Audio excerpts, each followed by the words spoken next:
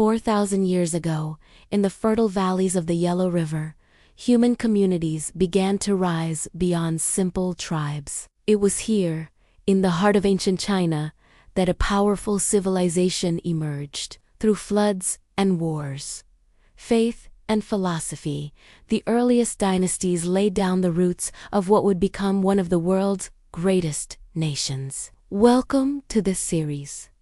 Today, we're diving into the dawn of Chinese civilization. Our story starts with the Yellow River.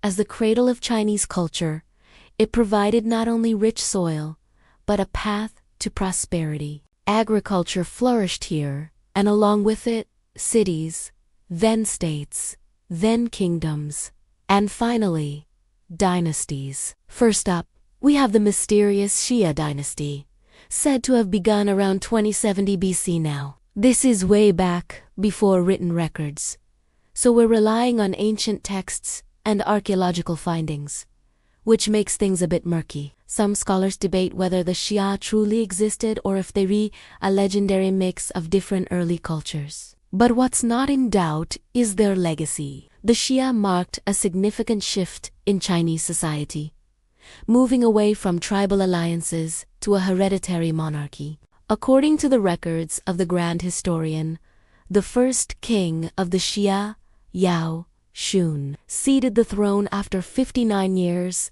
passing it to his minister Gun, who became the first emperor of the Xia.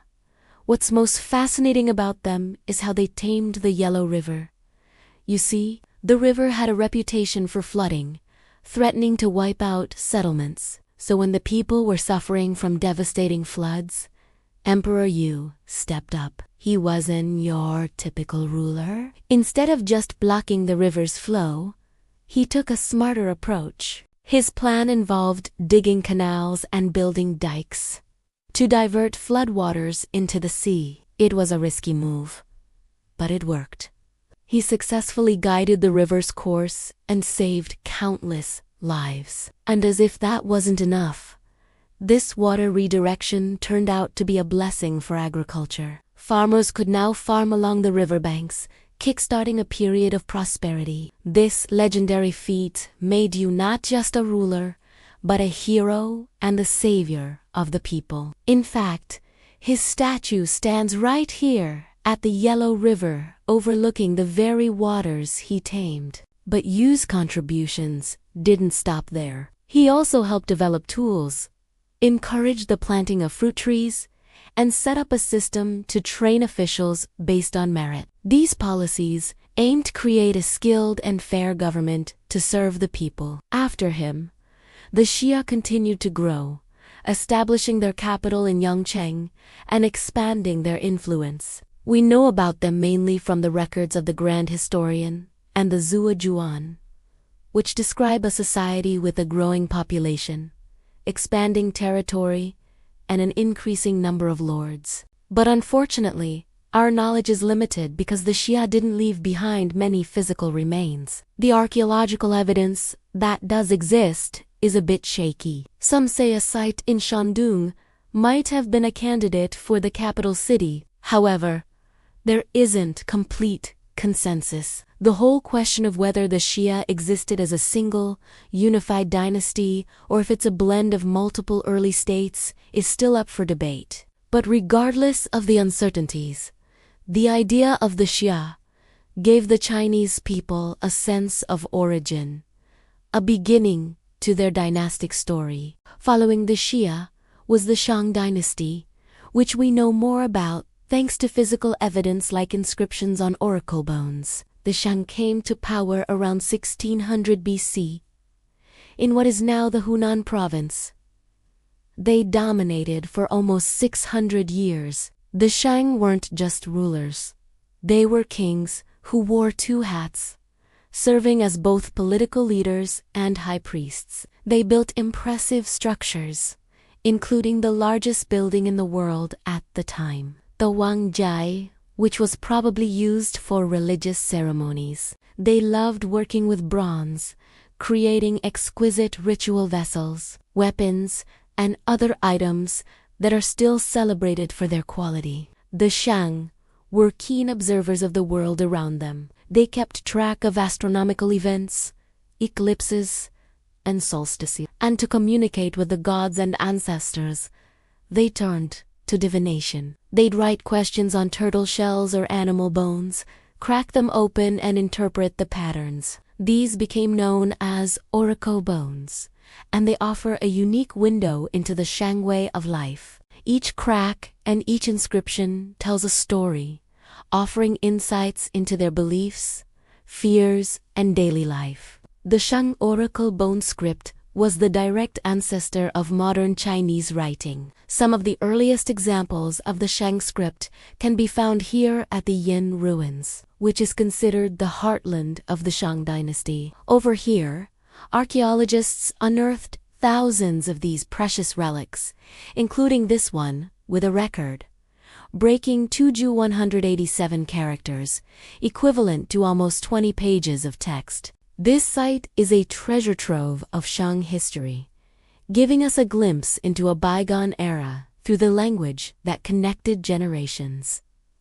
Finally, let's talk about their military prowess. The Shang weren't just spiritual leaders, they were warriors too. They had a standing army equipped with weapons like the javelin and the crossbow, and they weren't afraid to use them. The Shang expanded their territory, sometimes brutally suppressing rebellions. But they weren't solely focused on conquest. They also had a well-developed code of ethics for their soldiers. They valued loyalty, courage, and discipline. After around 6 centuries, the Shang were defeated by the Shu in 1046 BC in the Battle of Muye. The immediate Shang king went into exile, and several Shang nobles fled to present-day Shandong province, where they set up an enclave called the Western Shu. The Shang didn't end completely, though. Some of their descendants lived on in other regions, and their cultural influences persisted for centuries. Moving on, we come to the Zhou Dynasty, which not only marked a new era in Chinese history, but also introduced a concept that has echoed through millennia: the mandate of heaven. The year was 1046 BC, and the stage was set for a shift in power. The Shang, once dominant, were on their last legs, and the Zhou, led by the wise King Wen and his son, the future King Wu, were poised to take the crown. The turning point came at the Battle of Muye, a clash of titans that saw the Shang forces, led by King Zhou, meet their match against the united Zhou allies. Among them were the brave Duke of Zhou, who played a pivotal role in securing victory. King Wu, hailed as the new emperor, he solidified his rule with the support of his wise uncle, the Duke of Zhou, setting the stage for a dynasty that would shape the course of Chinese history. The Zhou established their capital in the ancient city of Hao, which was later replaced by the more fortified Fei. During the Western Zhou period, the king divided lands among his loyal lords and relatives, creating a network of vassals who owed allegiance to him. This system, known as the feudal system, brought stability and unity to the region. The lords, in turn, were expected to provide troops and resources when called upon, forming a kind of collective security network. The Zhou kings, however, weren't they held a significant religious authority. They were seen as intermediaries between the gods and the people, playing a vital role in maintaining cosmic order and fertility. The kings performed rituals, made sacrifices, and issued edicts, ensuring that all parts of society functioned in harmony. The Zhou Dynasty was a golden age for Chinese philosophy. Thinkers like Confucius, Laozi, and Mozi emerged during this time, shaping ethical and political norms that would influence Chinese thought for centuries. But let's focus on the mandate of heaven, a concept born during the Zhou period that profoundly impacted Chinese history. This idea stated that the emperor's right to rule was granted by heaven and could be taken away if the emperor was virtuous or if there was a more capable ruler. It wasn't just a philosophical idea. It was a tool.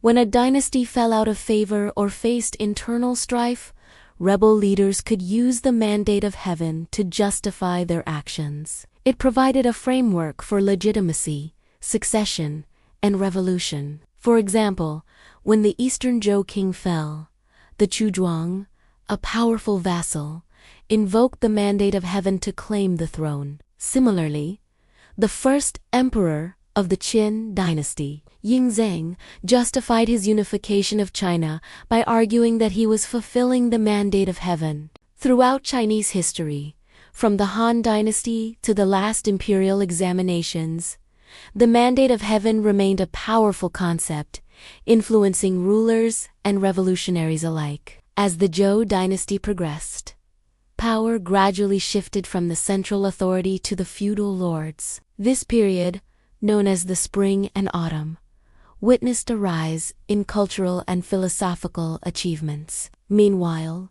the Warring States period saw intense competition among the states, eventually culminating in the emergence of the Qin dynasty, marking a new chapter in Chinese history. And there you have it, the dawn of Chinese civilization along the Yellow River.